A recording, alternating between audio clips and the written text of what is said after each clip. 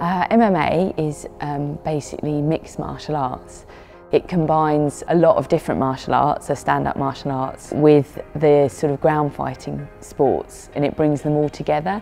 So it's, in a way, the ultimate form of fighting. Kind of finding your own path, finding what works for you, combining Muay Thai, combining boxing, combining wrestling and all the other things to your own personal style. There's very few rules to it. I think that's why it's become more popular, and that sort of brings people to want to be able to fight like that.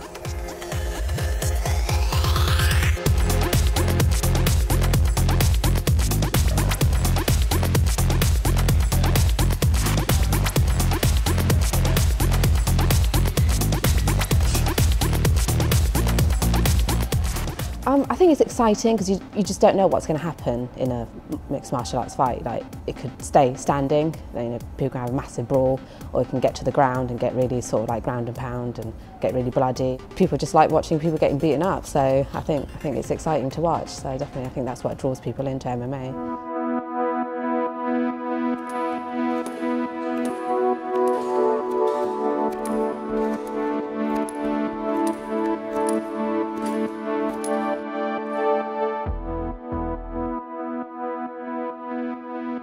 Well, it's a massive part of my life now. I don't imagine not doing it. Even when I stop fighting myself, I want to coach in it and teach. You know, I've learnt a lot in a short space of time.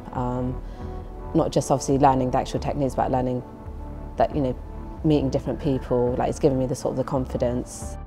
And I started teaching martial arts specifically in about 2005, 2006. I sort of fumbled my way into it really and sort of grew from there.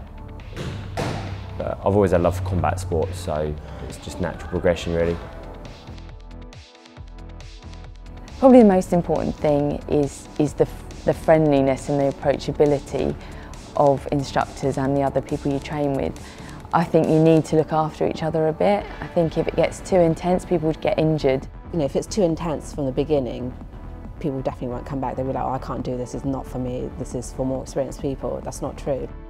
I like to keep it kind of friendly and calm, but it's got to be different depending on who you've got in there. If you've got more hobbyists and stuff like that, you don't need to make it crazy or anything like that. But if you've got people that are competing, especially at a sort of a high level, then the situation needs to change a bit really. It needs to be a bit more hardcore, should we say. I've been surprised at how lovely and friendly most gyms and most MMA fighters are, despite the fact it's a stereotypically brutal sport. It's just, you get the occasional people that are arrogant, but quite often they don't last very long because people don't tolerate it. If you've got bad atmosphere, then it just makes everyone feel a bit more negative, so most things are friendly and cool. Yeah, you're gonna get hurt, but I think that's with any sort of combat sport really. It was a bit of a shock, like the first time I got thrown to the floor. It wasn't nice, it didn't feel nice, I thought, but I got back up, I was like, it's all right, you know, I could do that again. I can get punched in the face again, it's fine. Like, imagine in parachute. But it's no different to like the guys playing rugby. You know, they have way more injuries than what we probably get in this sport. The only problem is we're sort of trying to inflict injury on people, so you're a bit more conscious of it. You know, you train a bit more sensibly. Yeah, basically what I remember of that fight, I remember being more relaxed than I thought I would be when I got in there.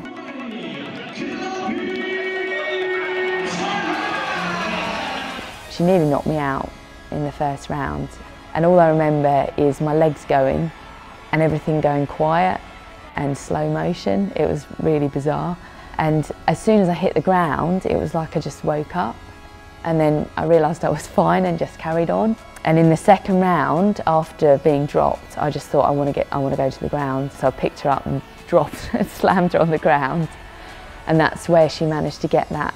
She got quite a nasty leg lock in. And I remember thinking, because my coach is a leg lock expert, I remember thinking, I cannot tap out to this. And screaming at her to spin, which she did. So I managed to get out of it. And then from that point, I just dominated from there. And then I remember Bryony being on top of him, punching repetitively in the head and screaming to do it some more.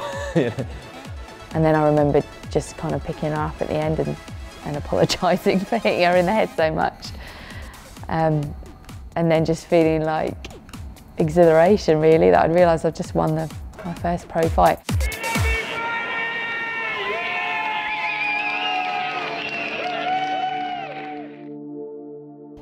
I think it's huge now. It's going to be even bigger because it's like one of the fastest growing sports in the world. Women's MMA is massively popular in this country now. It's something that's not going to go away either. Like women's MMA is here to stay. Like, it's massive. And there's not many sports where you can say that, you know, there are 2 women headlining above, you know, 20 guys.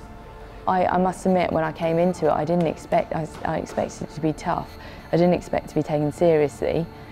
But yeah, loads and loads of really positive feedback and people wanting to come and train with me. It's been amazing. I can't believe it. Didn't think I'd be taken seriously at all. So it's been really good. I think it's going to improve more because there's going to be the next generation of female fighters coming into it. You know, we fight differently. We have maybe a different motivation when it comes to sort of MMA than what the guys might have. They're a bit more technical. They want to learn. You know, they want to know, you know, what it's like physically as well as, you know, emotionally and mentally. Some women do have this kind of block, like, oh, I'm not doing that. I can't do that. I'm not. I teach a lot of women, and a lot of them don't like to jump, like jump up on benches and stuff like that. But then I've got some women that actually just go for it 100%. You know, then you're trying to say, okay, right, you've got to have a guy sort of straddle you on top of you and all that, and then they're not comfortable with that. But if you keep up with it a few times, you soon forget about that aspect of it. It's a genderless sport from that moment on. If you want to do MMA seriously, you have to do wrestling. That's what makes or breaks people really and determines whether you're going to make it in MMA, is whether you can do wrestling. Just giving yourself like little goals, like for a beginner, I think, you know, have little goals each week. I think that will definitely help. You know, you have to enjoy it first to progress anywhere. The most important thing is just to have fun.